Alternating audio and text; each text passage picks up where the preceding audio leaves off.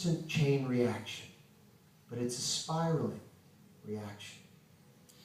And all you and I are just centripetal, meaning condensations, centripetal spirals of pranic sensation, formed by our incarnate consciousness into you, me, you, you, you, you, you,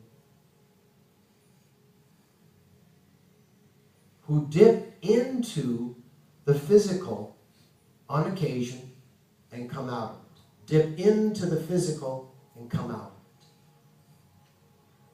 of it. And we're clusters. We would call them families. We would call them tribes. And we stick together because that's the nature. We're bonded in our tension, pressure, stress, and friction. We stick together. We are together. We're various aspects of the same event. We're like a multi-headed event.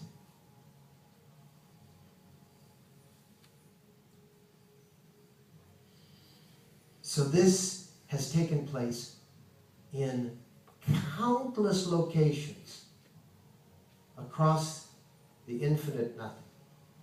And each one of these locations is called a universe.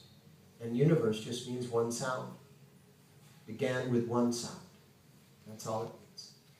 So just for a moment, just let your imagination slightly, can't even possibly, but slightly comprehend how big even a portion of this thing could possibly be. You see Hubble telescope photographs in which they say, okay, the distance from here to here is 70 million light years, and this vastness, these vast forms out there, stellar clouds, exploding stars, collapsing stars, is all part of this.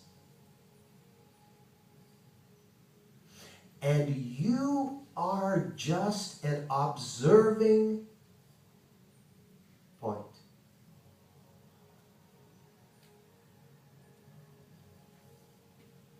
That is what we are as individuals, an observing point. And we store memories of our observations, but our observations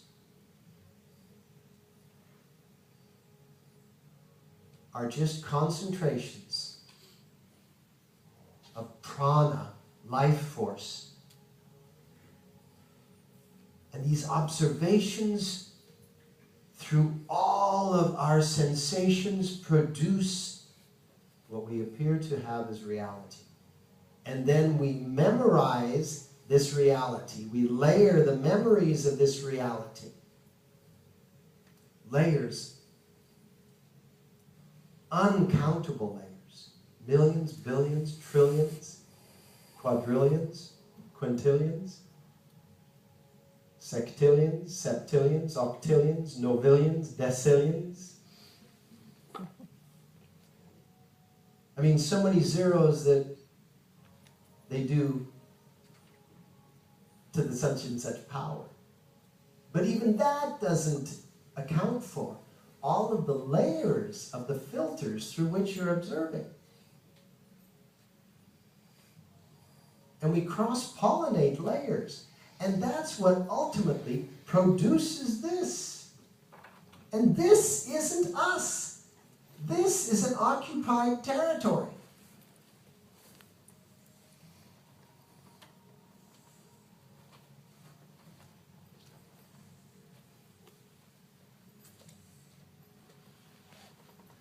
How are you going to observe to produce a more accurate observation?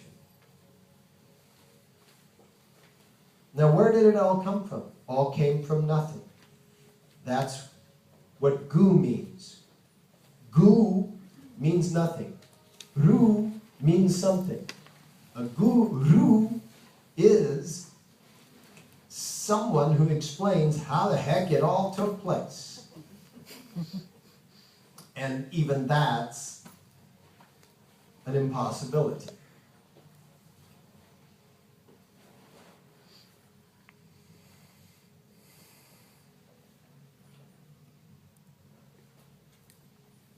So how do we begin to observe so that we can see beyond these three dimensions? We can reach beyond our memory of sequence, which produces time. You know, time that passes is absurd. It doesn't. We imagine that it does, and we live by that imagination.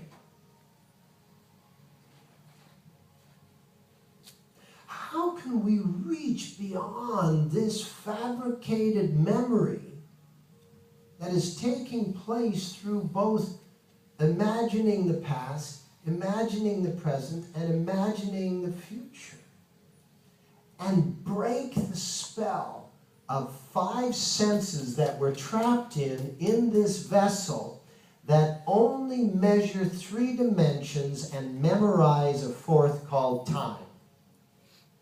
Time and space. So that we can experience an experience which has no language to explain it.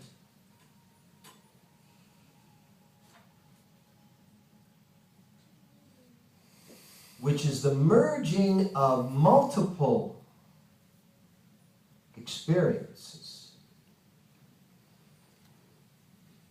The only way that I can truly experience the love that exists between us